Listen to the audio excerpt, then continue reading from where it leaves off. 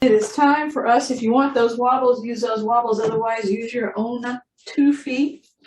Stand with the feet hip distance wide or so. Soften at those knees. Rock your weight backward. Let your body weight go back until you lose your balance. Easier on the wobble than not. And then let your body weight go forward until you lose your balance and go back and forth. So we start off with a challenge to the balance because that is a very effective way to not only wake us up, but it's also effective so that our core muscles start to engage. They just naturally will begin to grip and activate, and you'll find yourself hopefully crouching down versus locking those knees. So into a bit of a crouch in each direction. And that is great. We will do it with a foot forward, one back, knees softly bent going toward those toes, and discover loss of balance in this new angle. And so work to discover how well or how poorly you will balance as you have one foot forward of the other. And then we'll put the other foot in the forward position and go back and forth. And there we go. And that's great. Now, those are both using actions where we have a fairly large surface area. Even the space between the feet is considered part of that surface area. But when we bring the feet close together, there's hardly any space for our body to be in. If we go to the left or the right, we're going to know it. And as we rock forward to the toes and lift those heels up, it's going to be much easier to lose our balance. So just the slightest change in surface area can make it so difficult that we'll lose our balance with greater ease, because it's really, our center of balance is pretty high up compared to the small surface area we're using with our feet. And of course, if we make that surface area just 1 foot's worth, so we stand, even if you're balanced statically, you go toward those toes, lift your heels up, and then that's just a tiny little space, plus all that body weight being against that foot, that ankle. We're just not used to it in part. But it's also technically difficult. So once you're balanced on 1 foot and you try and go forward and try and go back, well, there you go. There you go. You're waking up. And then there's more to explore. So we come back to the position of feet hip distance, and we're just going to touch the floor. Now, you can bend forward. It'll be a nice stretch for the hamstring, but just make sure your low back isn't rounding out. You'll bend your knees eventually to touch the floor, and come back up again, or go into a deep squat and come down as long as it does not bother your knees. Okay, so 2 different ways to do it. Feet across from each other, but then I do it with 1 foot definitely forward than the other, and then either come down into a squat or tilt forward into the forward bend and bend the knees the amount that's necessary. And so those are very good ways.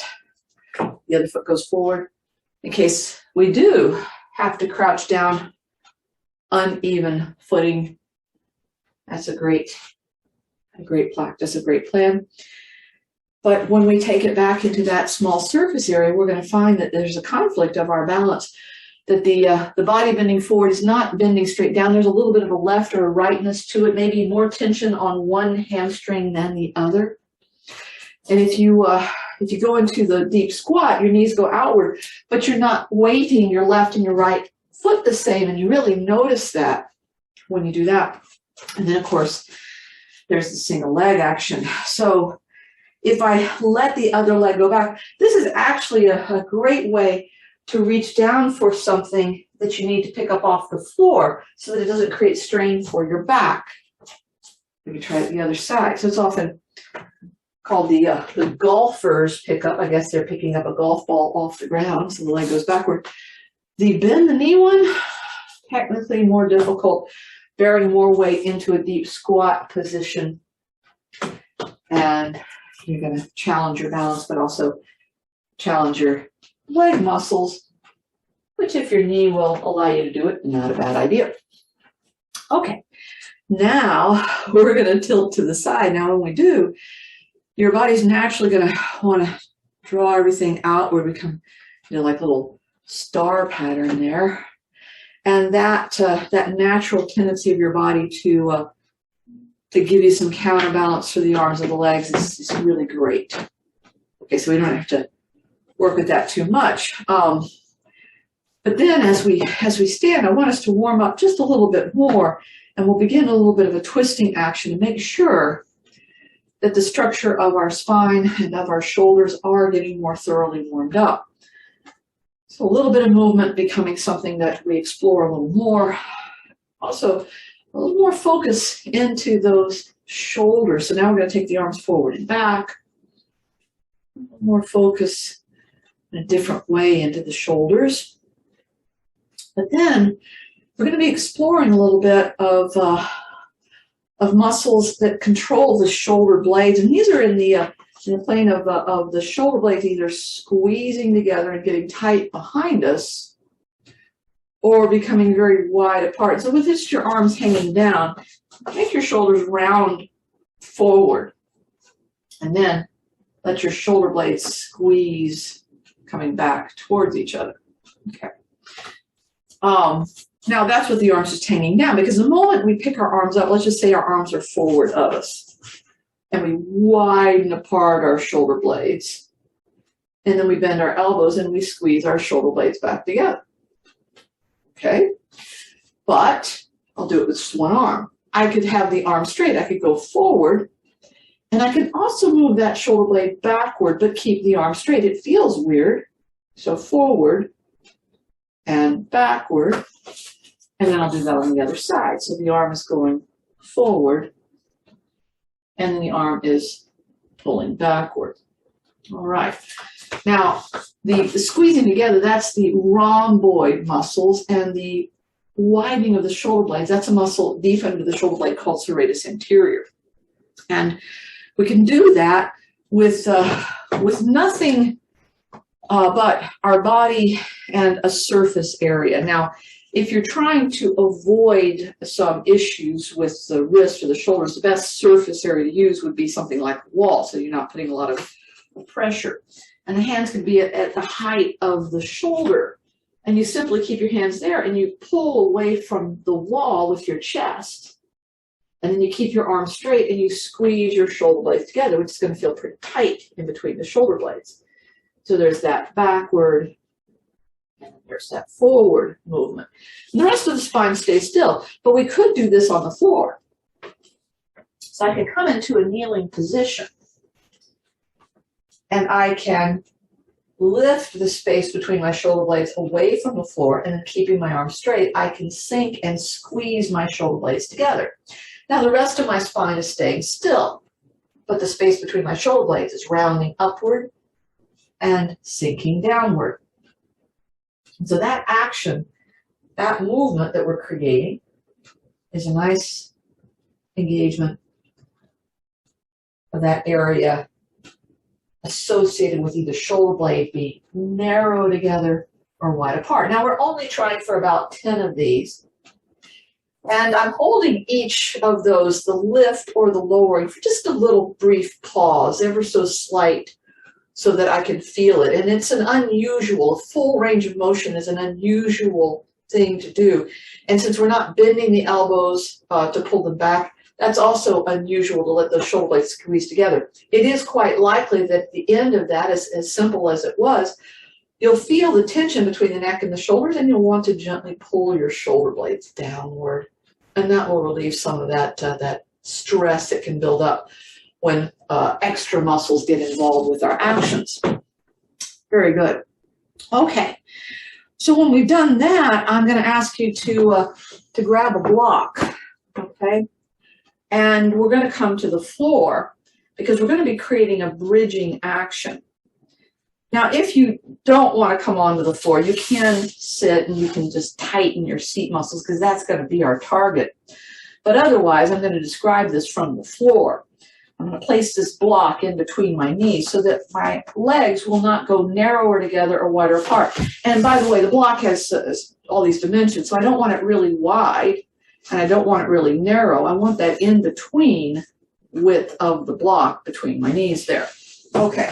So once I have the block between my knees, I recline backward. And then I'm going to bring my heels really close to my seat muscles. I don't have my feet wide. My feet are hip distance wide, and the block's holding my knees hip distance wide. Now, the back can be flattened, the back can be arched. You know, either of those actions are possible, but what I'd like us to do is to keep the back in a very neutral, slightly away from the floor posture. We're going to press into our heels and tense the seat muscles up. As we get the seat muscles tight, we're going to press down on the heels, lifting the hips, and they don't have to lift very high at all. But then we're going to move our knees in that block in the direction of the feet to lift up maybe a little higher. Press the heels, get the seat muscles active, and then slowly come down, landing on the seat muscles and not on your low back. Okay. Now that's the dual lift. So heels pressing, seat muscles tightening, lifting, and then reaching toward knees and pressing heels and coming up whatever's comfortable amount and then coming down. Keep your breathing. But you could, if you wanted, press, let's say, your right side more than the left side and come up with the right side leading this and reaching and then coming back down, all done more on the right side. Or you could press the left side more and make it lead you on the way up and on the way down. And you can just keep switching back and forth so that your 10 repetitions might become 10 on one side, 10 on the other. That's your choice. All right. You can do both at the same. Heels pressing, you can mix it up a little bit. And then you can press one side and lift a little higher. Press the other side, lift it a little higher. There are ways to engage more, but remember the simplicity is, if it suits you the best, that both press, knees reach toward toes, the lift is whatever lift it is, then action is whatever action you create, and then coming slowly back down. What we're trying to do is really get strong seat muscle engagement. Consciously mind to this part of our body so that we start to feel the fatigue of it all. Okay, so yeah, we're going for 10, but depending on how you do it, 10 may take you a very short period of time or 10 might take you a little bit longer. And since the seat muscle is supposed to be the single muscle that could be the strongest in our body, it's worthy of us trying to really engage it. It's got to work. It's one of the core of the hip muscles. Very important, very powerful. So let yourself take the time you need to get that glute really active. But after that, we're going to be creating some work with the front of our shoulder. We've got a trio of deltoid muscles. We've got the anterior piece, the middle piece, and the posterior piece in the back. So 1, 2, 3. We're going to be working the first one, the anterior deltoid, with what's called an upright row. Now, you can use practically any weight. It could be a very light weight or it could be a heavy weight. And you can use 2 weights at the same time is the classic way of doing it, but I'm going to start off doing it 1 weight at a time. Now, the weights I'm holding, I've turned my palms toward my body, and I've got my weights in line with my shoulders. And what I'm going to do on just one side, I'm going to start to bring that weight up with the elbow going off to the side, and the wrist is always below the level of the elbow. I come up to underneath my chin line, and then I come back down again. And I do this on the other side, so I come up, and my arms behave a little differently, one versus the other. Now, it could be that our ability to lift, going back to that first side, is that I come up and everything is level. Everything is level. And that is a great way, especially for certain shoulders. And by the way, I'm coming up pretty high. You may find that you're not going to come up that high. And that's okay. At no point do I want the wrist being higher than the elbow. But there is a method where the elbow gets higher than the wrist. That's a little bit more of an inward rotation of the shoulder. And for some people, that's just too much. Now, you can do both arms at the same time. For that, it's best to start with, if you're holding 2 weights, the ends of the weights touching each other, and for you to see those elbows trying to do the same thing. Okay, so And since it's actually rather difficult because the arms behave a little differently, so the evenness of the lift is one of the things we're working towards if we're trying to do both arms at the same time. It's harder to not touch the weights together. All right, so that's something if you're looking for intensity. And going slower is also a lot harder.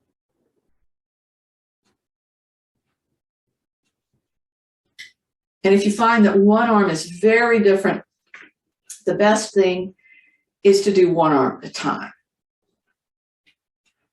That's sometimes the case long after we've mostly recovered from an issue or an injury, that we have to keep training those arms separately to each other so that we gain that nice action that each arm needs, give it its focus of action.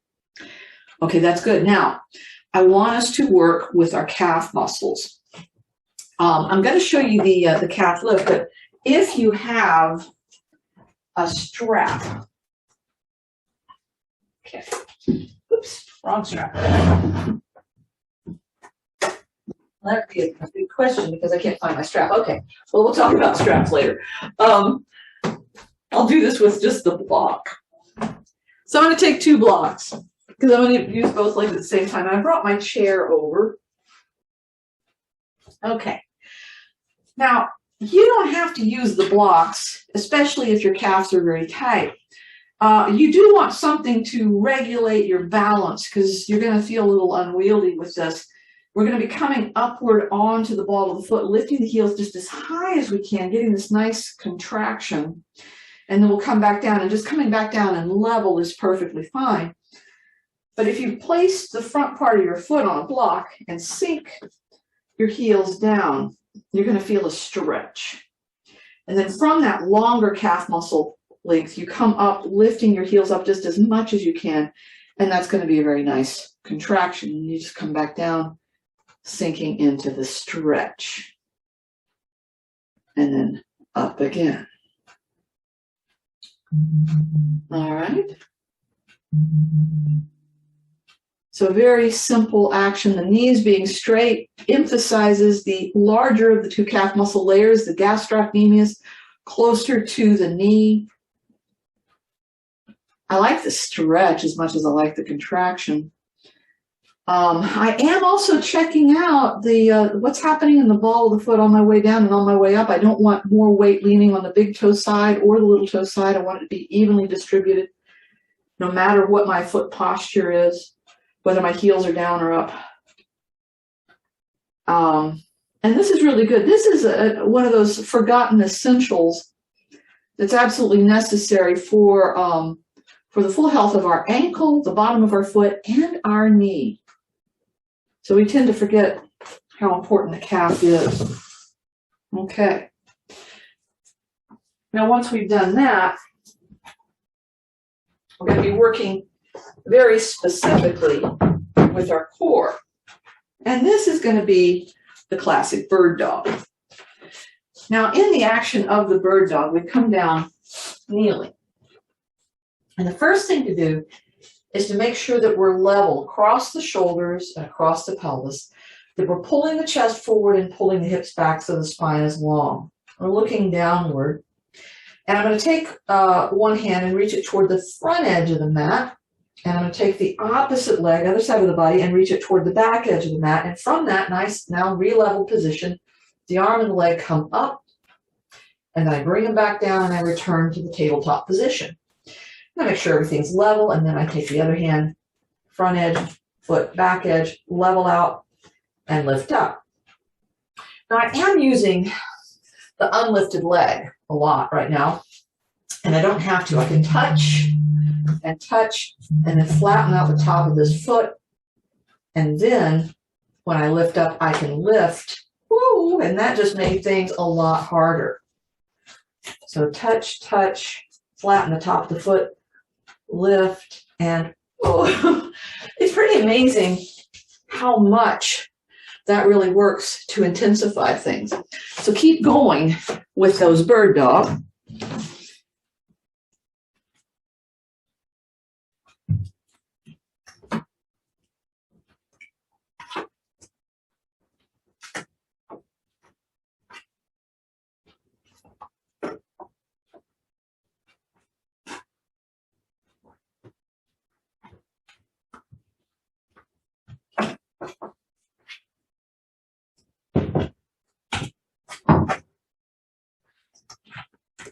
So when we're counting the bird dog, we're counting each side, each time the right arm goes forward, each time the left arm goes forward. And that's what's going to give us that satisfying action to include both the front line, rectus abdominis, and the side line, oblique abdominals, into a partnership with each other. So that is a bit of a nice thing. You'll find that your first few examples of it, your first few actions, are a little bit more challenging, and that as you get going with it, it becomes a little bit easier. But watch out for twisting and tilting and making the shoulders and the pelvis uneven with each other. Now you will reach a conclusion of that, and I'll do the ringing of the goat bell, our traditional signal that we finished with round one and are moving into our second round, which could be everything we just did in the first round done again. But I want to give you the opportunity of working a little more intensely. So I'll talk about what we just did as well as give you the secondary options. So we were working with the serratus and the rhomboid, the end of the shoulder blade. We had the wall where we pulled backward and we squeezed our shoulder blades together. And we also had the floor version where we're in tabletop. We lifted between the shoulder blades and we sank down between the shoulder blades. Now, if you happen to have a strap, which I went and got my strap, okay, you can use a strap for this action. I'm going to show you the stretch and rowing postures of this. I will sit and my knees are bent. And this could be done in a chair, but as I sit, I take the strap and I place it around my feet. And I stretch far enough away that my shoulder blades are wide apart, okay? And then I pull back. Now this is going to let me bend my elbows, and I'll squeeze my shoulder blades tightly together. And then I will stretch apart my shoulder blades. Now I could do one arm at a time, squeezing back one side and stretching it, and then squeezing back the other side and then stretching it. Okay, so that's an option if you have a strap. You might like the feel of that. If you don't have a strap and you're thinking, well, I would like to do something a little more intense. Okay, pretty simple. You take your tabletop and you just move your hips forward and walk your hands forward until you're in a kneeling plank. Now you've got more body weight. And so you lift up between the shoulder blades and you sink down and squeeze your shoulder blades together. Now there's going to be a lot more pressure on the wrists, so keep the weight even across fingertips and knuckles, not too much weight on your thumb. And so either the kneeling plank position or the tabletop position or the rowing with the strap or the wall work. All of those are really great for between the shoulder blades, squeezing and widening apart the shoulder blade. And remember, just because there's an opportunity to make things more intense, you don't have to just keep taking the step upward. I think sometimes I've caught myself at it before, that there was a step up and I tried to do the step up, but I lost my alignment. I lost basically what was good about the previous pose. So instead of just, throwing yourself into something that's the most intense version, figure out what you do very well and work to create a strong engagement of that thing that you did very well, that technique. Okay, good. Now, we did the reclined bridge action, and that is a really good action. So for the glute max, we did block between the knees, heels pressing, seat muscles tightening, lifting, knees reaching, and this is great. If you did 3 rounds, 10 of these, you would know your seat muscles got work. But there's another action that we can do. Now for this one, we would be on our side. And for this, I recline, and as I said, my target is glute max, big seat muscle, right? Knees are lined up in the niche. And by the way, your head doesn't have to be up. Your head could be on bolsters or blocks or all the way down. I just prop my head so I can see the camera there. All right, so what I'm going to do is I'm going to create the exact angle that I need, which instead of taking the leg and just moving it straight backward, I'm actually going to angle my leg up So sort of at the top of this little unit here would be the height that I'd bring my leg up to instead of keeping it down here at mid-level. So that means I'm going to start off telling my body that I want to have this angle. And I'm also going to tell my body to press the heel, even though it's just pressing on air. And I'm going to push my leg backward and upward. You can see I come up to the top there. And then I'm going to come forward. I come a little more forward because that'll relieve some tension that I might have created. And then I push back and up. And I hold it for a moment or two. But remember, this might not make you feel as aligned as when you're on your back and doing the bridge. By the way, I didn't mention it, but this lower leg, I'm not taking my upper leg so far back that I roll off this lower leg. Keeping that lower leg down. So I'm going back, and wow, do I feel it in the seat muscle. You can rest the leg between each action. You can make it a slow, nearly continuous activity. So I'm not saying that my leg has to go a certain distance back. What I'm looking for is the response. Did my seat muscle tighten? In fact, you can have your hand on your seat muscle. You're like, okay, there it is. There's where I want to work. And then you go backward, and you're like, everything underneath my hand got contracted. And then you would know, yes, I got the action that I'm looking for. All right. Now, obviously, that one also opens the front of the hip, so there's an additional response in the body. And maybe you like that, and maybe you say, not so great. You'll do 10 on one side, and then you'll switch to the other side. Now, alignment is important, so, take the time. Don't be in a huge hurry. Don't let the legs be offset with each other. Make them line up so that the pelvis is set in the beginning. Realize that your angle is going to be higher than the hip when you go back, and just bring that back and up. And then if you want, you can stretch it forward a little bit. And then back and then up. The hip sweep, one of my favorites, very simple. We're using the full weight of our leg, which is about 1/4 of our body weight. And that's highly effective in getting the seat muscle to engage. You may feel that one side's different than the other side in both its engagement, its intensity of action, its capacity for fatiguing faster. That's valid. We don't use the sides of our body the same, and it could be that one thigh or front of hip is fighting you more and resisting and creating an interference, and that's what tight muscles do. They interfere with the action of other muscles. They interfere with our full range of motion. All right. And of course, our timing is not necessarily going to be exactly the same. So you might finish before I do, or you might be still working. Just keep working as you would like. It's not hard to figure out what's going on in each action. And if you finish, you keep finishing early, either slow down or just, add a few more on if you find that annoying. Now, we're going to be creating another shoulder action. The first time we did what was called the upright row, the anterior deltoid. Our target is for the second round is going to be the side, the lateral lift.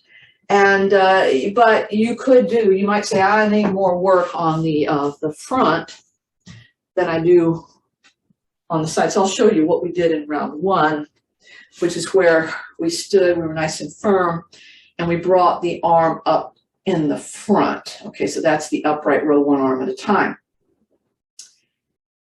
I'm holding 2 weights, but I'm only going to work one shoulder at a time for the lateral lift. And I start by lowering my shoulder blades toward the hips. And that's really important. If your shoulders are ever climbing up toward your ears, you're using the wrong muscles. So shoulder blades toward the hips. And don't think lift.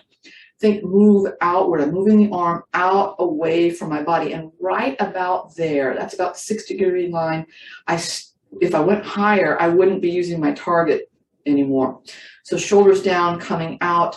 Because, I see people raising their arm up, and from my view, I see people going up and they're like, yeah, that's, yeah. And that's not it.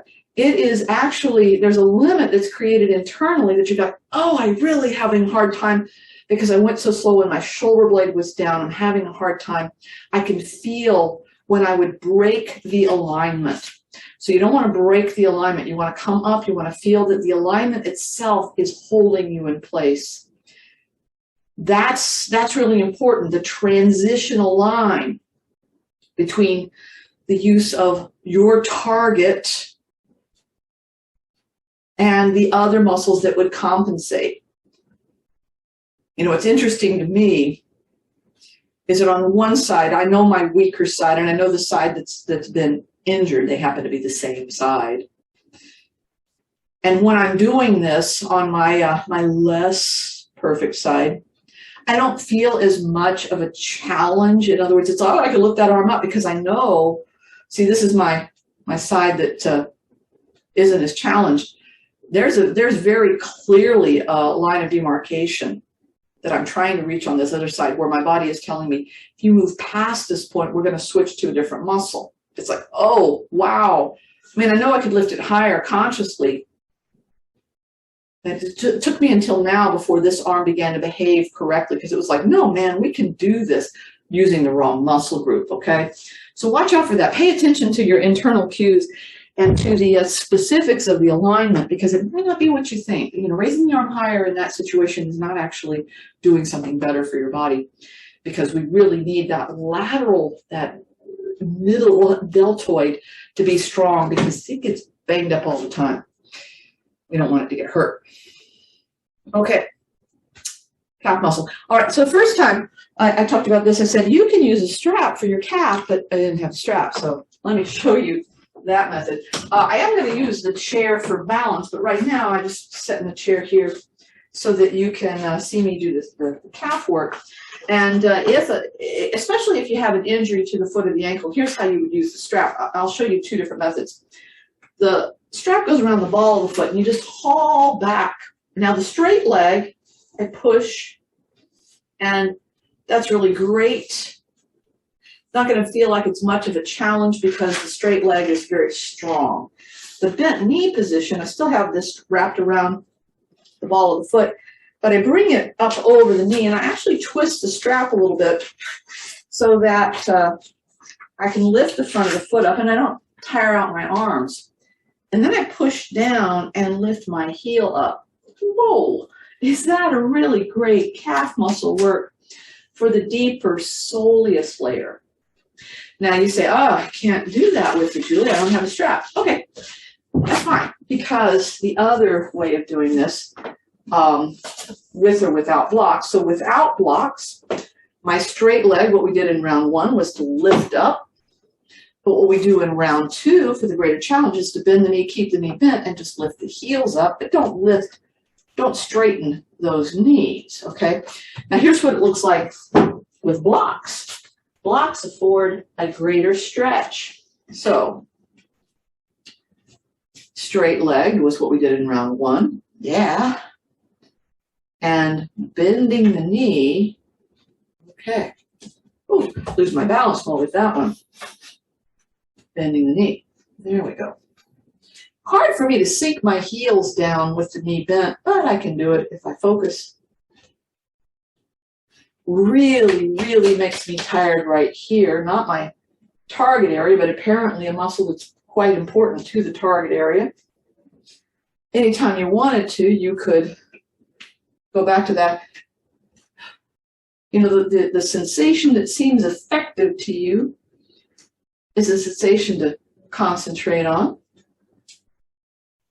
And you sort of switch it between the bent knee and the straight leg version of these things. And that works out great. So about 10. Calf muscles are very strong, very resilient. And then we get to the rectus abdominis and the oblique abdominal muscles, our combo. And this we did in round one with our action of the bird dog, okay? And you could do that, but in round two, I'm going to say, let's flip the bird dog. Let's make it a lazy dog, also known as the bug. But I start with my feet uplifted knees right above the hips, arms uplifted, and one arm and the opposite leg move, but the other arm and that knee do not move. I don't actually bring my leg or my arm all the way to touch. I just hover them, and then I do the other side. And it's it's hard not to move both arms and legs at the same time.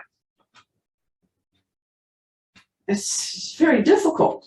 It's easier to have flipped over and have done the bird dog version of this. A little harder to balance, but now, since balance is out of the picture, just holding everything just still. And if you wanted it to be even harder than it is, flatten your back and hold your back flat. That'll give you more rectus abdominis engagement. You will know with that action. But here again, don't create any strain. And if it's just too hard to continue the bug, then you can, flip over and do the bird dog at any time. So that's a nice partnering. We look for things to do to directly interact with our core. I mean, we've been working with our core as a partner to everything we've been doing thus far. But this really works well to create that strong abdominal engagement, which serves us in so many different ways. And you continue on with that bug or that bird dog. But I'm going to go ahead and have the heat bell come in to announce the end of round 2 and the beginning of round 3, where, again, you might want to do everything exactly the same as you did in round 1, or maybe you're just, I like this of round 2. So you can sort of mix and match like a little buffet. But I'm going to offer you more choices in the third round with this. Now, we're creating this action of squeezing shoulder blades together, widening shoulder blades apart. And so far, even though we've added more intensity and we've added a strap into the action, we've kept the arms level with the shoulder. And I'm going to tell you right now, we're going to create an action. It's a little bit different of a challenge. By taking the arms, instead of being shoulder high, I'm just going to go up about a hand distance. And you'd think it doesn't matter, but it actually makes a bit of a difference. I'm going to widen apart the shoulder blades, and then I'm going to squeeze the shoulder blades together. And these arms are above the line of the shoulder. Now, what it looks like from this tabletop position is, instead of having my hands right here, now my hands are more forward. So I widen the shoulder blades, and then I squeeze the shoulder blades together from this position. It's just a slightly different angle of fibers and an angle of fibers that we normally don't use. Now, if I'm doing the rowing action, there's really no way to change this unless I'm sitting in a chair. There's no higher position, and I can't really go, oh, leave my, well, maybe I could squeeze and go wide together. That feels like I'm really changing too much right there. That's going to give me other problems. So the strap would need to stay lower or maybe parallel. But then I said that there was this position of a plank. Putting more weight on it, it's you could have your arms more forward with the pelvis forward and go wide and squeeze together with just more weight forward because your pelvis was forward. And that definitely would work those areas in between the shoulder blades and widen apart the shoulder blades. So here's the thing. When we're looking to intensify, some actions have some nice steps upward, but sometimes we just do something. Here's an angle of fibers, and here is an angle of fibers, and maybe the angle alone is enough of a challenge. Oddly enough, if you don't work these muscles, you may feel some awareness in these muscles, either right now or later today, or maybe tomorrow or the next day. You're like, wow, what did I do? Because we haven't done these kind of angles in a little while. So we'll feel our body working with that. So you get 10 of those done. And now what we want to do is create some action so that we're feeling our glutes. And what I want to do is I want to create an action where I can get some sensation in the seat muscle by taking my leg backward and And I like to do this in such a way that it doesn't bother my wrists. So I'm bringing in a nice little helper here. This bolster is going to allow me to do something here in a moment. The first thing is that you say, I don't have a bolster, so what can I do? Well, I'm going to get close to either a wall, or in this case, I'm close to the couch so that my heel, I maneuver, my heel comes up against it. And that could be a wall. So my heel's going to come up so I could push until my seat muscle really engages. Now, I could take my leg and just stretch it back and not touch anything. That wouldn't be as effective, because what I'm trying to do is get some nice action, level shoulders and pelvis, shifting my weight to one side, coming back, and then pressing. I like this couch because it gives me a little give there. Now, that on my wrist is a little bit annoying, so instead I'm just going to lower so that I'm on my forearms a bit, but I'm on this nice bolster. And then I come back and I push nice and firm. Now you can do one leg all 10, or you can switch to the other side and create the action. Now, what we did instead of this in the first 2 rounds is we did the bridge position on our back lifting. We did the hip sweep. Those are still potentially more valuable to you than this particular action. But if you like the novelty of this, or if you say, oh, no, this is great, it's getting me in a slightly different way than the other ways we're doing, this is great. And that's one of the things that we might find, that one action is more activating than other actions. So whatever it takes to get your structure active, in this case, glute max, that's what we're working on. That's what we're trying to do, is to create that activity. All right, and that's going to take you the time that it takes you. Now, I'll start talking about the next thing, even if you're not quite done, which is fine, because for this back of the shoulder area, the posterior delt, my recommendation is that we don't use the same amount of weight that we've been using for both the front of the shoulder and the side of the shoulder. The anterior and the medial delt are stronger. The posterior delt, most of the time, when I measure its strengths in people, I come up with the strength. It's really not very strong. So I'm going to drop down quite a bit into a very small amount of weight. This is 2 pounders, but, you know, could be that you just use your arm. And I'm going to sit, the chair in here has arms. I don't want the arms on the chair. So I'm going to sit on a physio ball or a chair without arms. Because what I'm going to do is I'm going to lean my body forward. Now I'm holding weights in both hands, but I'm really only going to use one arm at a time. Because I'm going to fold forward. My chest is just down on my legs. And I'm even going to tuck my chin down. Now, first things first, I'm going to pull my shoulders toward my hips. And then I'm going to take one arm and I'm just going to reach it outward. Remember that thing, we're not thinking about up, we're just thinking about out. Then I'll bring it down. Again, I pull the shoulders toward my hips, chin tucked, and I take my arm and I reach it out. Now, if I'm doing this with the proper alignment, I'm keeping the shoulders tacked toward the hips, what I'm going to find is that it feels like there's a stop point.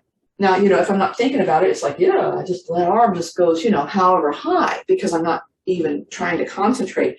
But when your mind connects to your body and you get that very strong engagement of your target, you will know when your target stops working. It'll feel like there's a restriction that couldn't be taken past. And that's really good. That's you and your body agreeing that I will do it with this muscle and this muscle alone. Now you might say, I can't do 10 of those, and that's fine. You might say, well, I'll just go back to, you know, upright row or shoulders down, lateral lift. You know, finding the right weight to use. I think we say, well, for progress, I always need to increase the amount of weight so that I'm increasing my intensity. And sometimes it's actually going down in weight where we find that we truly are engaging that muscle. The mind-to-body connection has been maximized, and therefore the muscle fiber engagement is so much greater when we go down in action, you know, down in weight, down in resistance. But, you know, experiment. It takes it takes experience. It takes playing with a little bit before you know a little bit about that. And that's great. And that will take you however long it takes you. And then we're going to be working with calves again.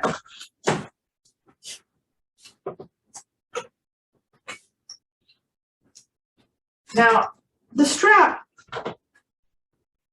is already a single leg effect. We've been working with double leg effect and anything but the strap. So the double leg, blocks or not, stretch, lift, knee straight, bent knee, stretch, bent knee, okay? The single leg, well, we're taking away our calf muscle's favorite friend, which is the other leg's calf muscle. And when we do this, we've got to do something with the leg that we're not going to be using. So you could touch it down. You could sink down on one side and have this leg anywhere you want coming up. So it's like a little bit of a training wheel kind of thing. You're keeping your balance.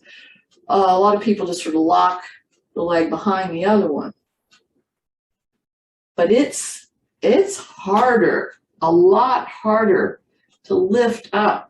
Yes, now instead of having half the body weight, it's got the full body weight on it. That's part of it, but it's also pining for its friend, the other calf muscle, to do something. I like to do this sort of in stages. I don't like to do, all 10 on one side. And I would say that, although you could do all straight leg, which are easier, the bent knee one, oh my goodness. So here I start with the knee in a bend. This leg is just going to be somewhere else, and then I'm trying to lift up. Oh my goodness.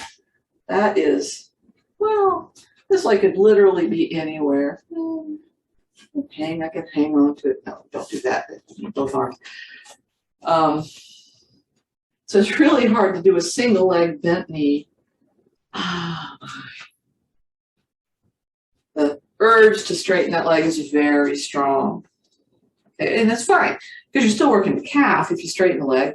You're just working the gastroc versus the soleus. And but I'll tell you, that deep soleus layer, if you've got any problem with the ankle or the foot, working that layer, really important for getting everything an ankle or a foot could be to you. So those are definitely worth it. And then, all right. Now, this one I think is a bit of fun, but then again, keep your expectations low based on what I think is fun.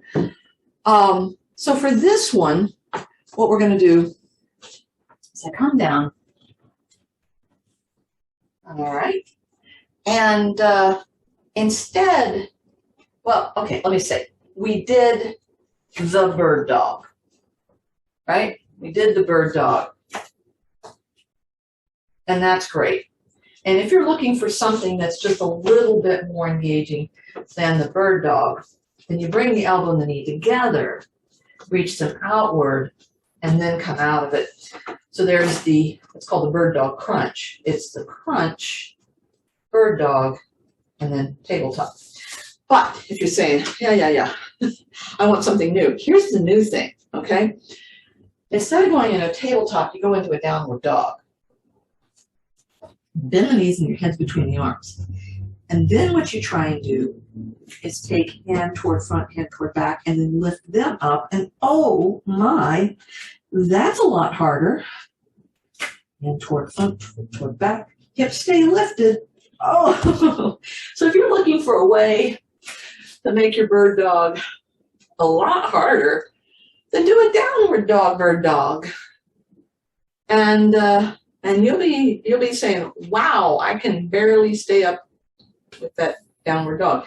That's fine, because I'll tell you, I've been playing with it for a while, and it gets a little bit easier each time you do it.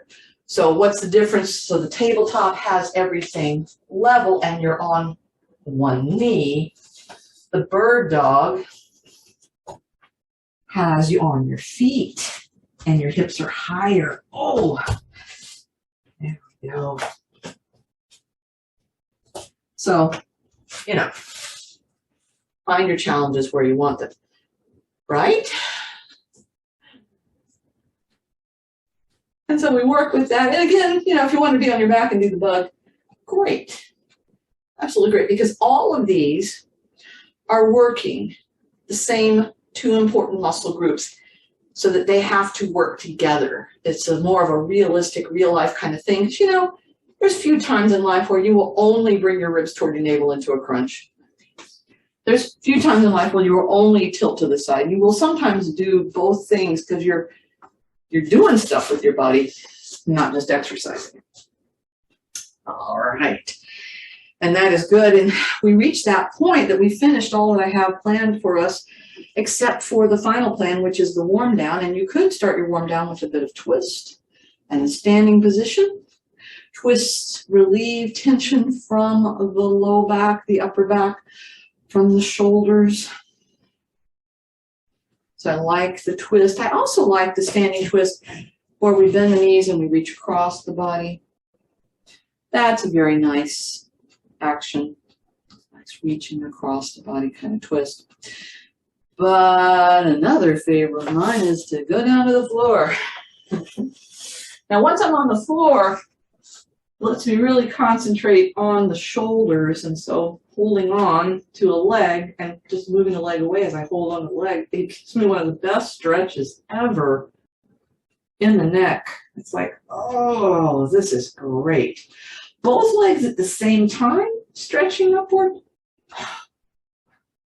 That stretches apart that space between the shoulder blades that we were contracting when we did the serratus rhomboid action. That's really nice. That's really nice. But twists. Now, feet off the floor, that means there's weight on the spine. Feet on the floor, that distributes a lot less weight on the spine. So rocking the knees side to side is a great twist. Okay. Feet close together, you can still have the feet on the floor and get more twist in the low back region. You can even drape one leg over the other, creating a mild bind that pulls just a little bit more into the pelvis and the side of the hip.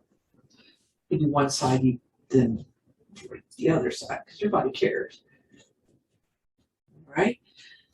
But feet on the floor is one thing. Taking the feet off the floor, side to side. Shoulders stay down.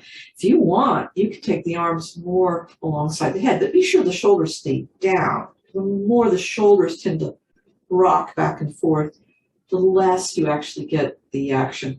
And we want a line of stability when we're dealing with the low back.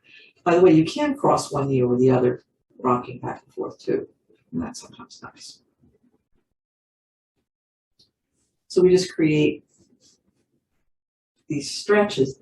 But, you know, that's movement, that's warming down, that's re-lengthening muscles. But I'll tell you, there's a lot to be gained from just being quiet and laying still.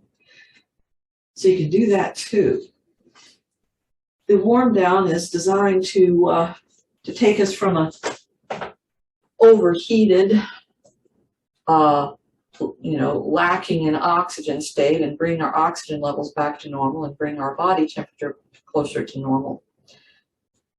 But it's also a sign to the nervous system that we've achieved the objective of whatever we were fighting or running away from, because that's all our nervous system thinks happening, is that there's no reason for us to be doing any physical action whatsoever unless it's important.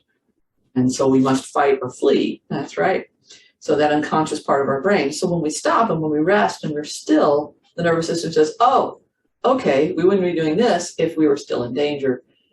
And it calms down. So it's really important to stop the activity so that the body knows we're finished. All right. So breathe and relax as long as you like, knowing that you accomplished quite a nice list of various things today. Excellent work for many different parts of the body, places that we might not work all the time.